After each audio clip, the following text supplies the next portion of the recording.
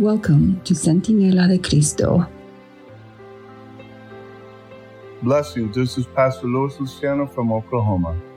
Thursday, April 24th, a light to the Gentiles. The primary purpose for which God established the nation of Israel was not to condemn the rest of the world, but to save it. Certainly, most of us feel condemned when we are confronted by righteous behavior in someone else. So the existence of Israel also served to highlight the sin and selfishness of the nations around them.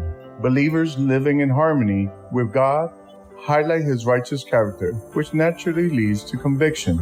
Ideally, the lives of the people who keep the commandments of God, Revelation chapter 14, verse 12, should showcase his character. However, had the Israelites acted as they should have and done what they had been told to do, the nations would have come to them in peace, seeking to know more about them and their God. Tragically, as the Babylonian captivity showed, these nations came to wage war instead. The ultimate showcase of God's character, of course, was Jesus, the only human who has perfectly demonstrated it. But his perfect example, which certainly brought conviction to hearts, was intended as an invitation. See John chapter 3, verse 16 to 21. The ultimate purpose for establishing the nation of Israel was the same as God's purpose in establishing the church.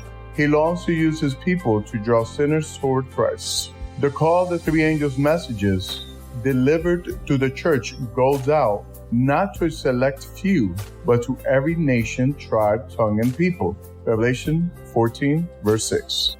Revelation 18, verse 1 predicts that the whole earth will be lighted up with the glory of God prior to Christ's return.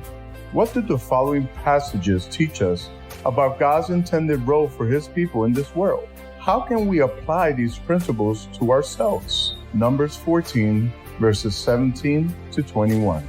Isaiah 42, verse 6. Isaiah 49, verse 6. Isaiah 60, verse 3. Revelation 18, verse 1 through 4. Read again, Revelation 18, verse 1 through 4. The call for my people, that is, God's people, to come out of Babylon.